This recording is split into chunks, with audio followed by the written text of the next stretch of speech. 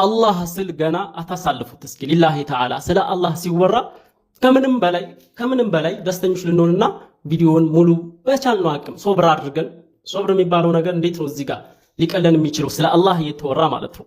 ዛሬ አንድ ሰው አላህን እንዴት አውቆ ሊያምን ይችላል? በጣም ወሳኝ ነገር ነው። ዛሬ የምናወራው ስለ አላህ ነው። በደንብ ሼር አድርጉት። ሊላሂ ወረሱል አላህ በጀነት ሊሰባስበን። አላህን ማወቅ ሲባል እንዴት ነው አንድ ሰው ሊያውቅ የሚችለው? አንድ ባሪያ መጀመሪያ ከምንም በላይ ግዴታ የሚሆንበት ስለ አላህ ማወቅ ነው። ከዚያ ስለ መልእክተኛው። እንደምታውቁት ከስድስቱ የኢማን ማዕዘናቶች መካከል መጀመሪያ ላይ የምታገኙት አንቱእሚነ ቢላህ በአላህ ልታምን ነው። እንዴት ነው አላህን አውቀህ የምታምነው? አላህን የምታውቀው ጠቅለል ስናደርገው በሶስት መልኩ ነው።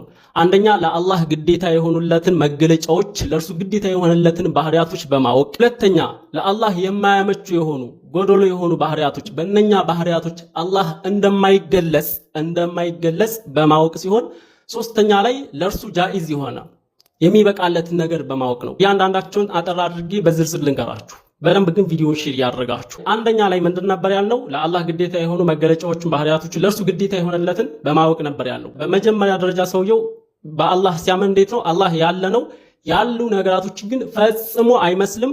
እርሱም አላህ ሙሉ በሆኑ መገለጫዎች ባህሪያቶች ለእርሱ አመችና ተገቢ በሆኑ መገለጫዎች ይገለጻል ብሎ ማመን አለበት። ከዚያም ምን ናቸው? አላህ ብዙ ባህሪያቶች ብዙ መገለጫዎች አሉት። ከነዚያ መካከል ዑለማዎች እያንዳንዱ ሙስሊም ሊያውቃቸው ግዴታ ናቸው ያሉትን 13 ባህሪያቶች እናያለን። አንደኛ አላህ ያለ የሆነ ጌታ ነው፣ ለመኖሩ ምንም ጥርጥር የለውም። በዚህ ተቃራኒ ሰውየው ካመነ ከእስልምና ተሽቀንጥሮ ይወጣል። አላህ ያለ እንደሆነ ማመን አለበት ያለ ምንም ጥርጣሬ ማለት። ሁለተኛ አላህ አጋር እንደሌለው በጌትነቱ የሚጋራው ሸሪክ እንደሌለው አሁንም ማወቅ ማመን አለበት። ሶስተኛና አራተኛ ላይ አላህ ለመኖሩ ጅማሬም ይሁን ፍጻሜ እንደሌለው መጨረሻ እንደሌለው ማወቅ አለበት። አላህ መጀመሪያ የለውም፣ ዘላለማዊ የሆነ ጌታ ነው አላሁ ተባረከ ወተዓላ። ይህንን ማመን አለበት።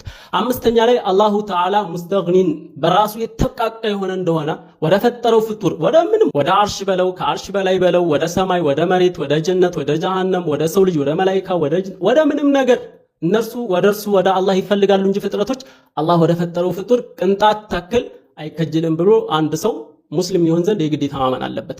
ሌላው ስድስተኛ ላይ አላህ ቻይ እንደሆነ ማወቅ አለበት። ሰባተኛ ላይ አላህ በፍላጎቱ የሚሰራ ጌታ እንደሆነ እርሱ የፈለገው ነገር ሁሉ እንደሚገኝ ያልፈለገው ነገር ደግሞ እንደማይገኝ ማመን አለበት። ስምንተኛ አላህ አዋቂ እንደሆነ ማወቅ ማመን አለበት። ዘጠነኛ አላህ ሰሚ እንደሆነ አሁንም ማወቅ አለበት። መስማቱ እንደኛ በጆሮ እንዳልሆነ በሌላ በመሳሪያ ምናምን እንዳልሆነ አላህ መስማት በሚባለው ባህሪው እንደሚሰማ ማወቅ አለበት። አስረኛ አላህ ተመልካች እንደሆነ እንደሚያይ ማወቅ አለበት። ማየቱ ግን እንደ ፍጥረታቶች እንዳልሆነ እኛ ልክ ስናይ አሁን አይን ያስፈልገናል፣ የአይን ብሌን ምናምን ከሌለ ማየት አንችልም። አላህ ወደ ምንም መሳሪያ ሳይፈልግ ወደ አይን ብሌን ሳይፈልግ ተመልካች እንደሆነ ማወቅ ማመን አለበት።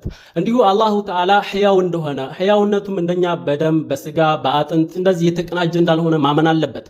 አላህ ተናጋሪ እንደሆነ ንግግሩ ግን እንደኛ በቋንቋ በድምፅ በሐርፍ የተቀናጀ እንዳልሆነ አሁንም የፍጥረታቶችን እንደማይመስል ማመን አለበት።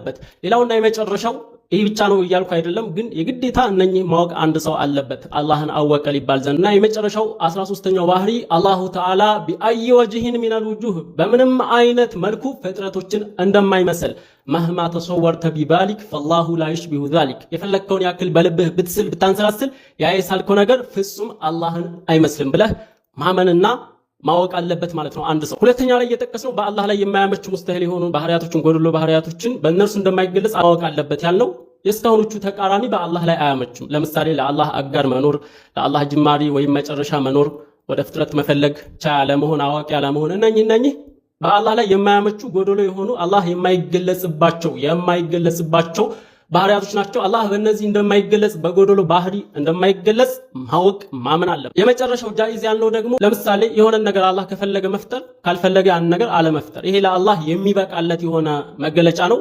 ጥንቃቄ እናድርግ ወንድም እህቶች። አሁን በዘመናችን አንዳንዶች አላህን በቦታ በአካል የሚገልጹ እግር አለው እጅ አለው በጣም በሚያሳዝን ሁኔታ ልክ የሰው ልጅ ያለው ነገር ሁሉ ለአላህም አለው ብለው የሚያምኑ ሙስሊሞች ነን የሚሉ ሰዎች መጥተዋል። ከነኚህ ሰዎች መጠንቀቅ አለብን።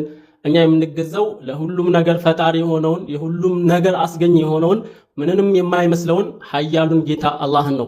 አላህን ማወቅ ሲባል ልክ ፍጥረቶችን እንደምናውቀው በአእምሯችን ስለን አካበን ወፍር ነው፣ ቀጭን ነው፣ ቀይ ነው፣ ጥቁር ነው፣ ረጅም ነው፣ አጭር ነው ይህንን ይመስላል ብለን ሳይሆን እስካሁን የዘረዘርናቸውን በማወቅ ነው አላህን ማወቅ የሚሆነው።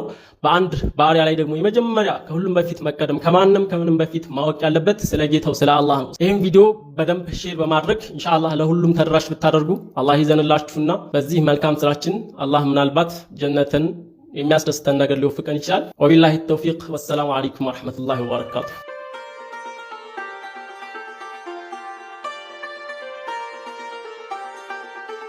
ዙመር ኦንላይን የቁርአን ማዕከል ከአፍ መፍታት እስከ ምትከት። ዙመር ኢስላሚክ ሚዲያ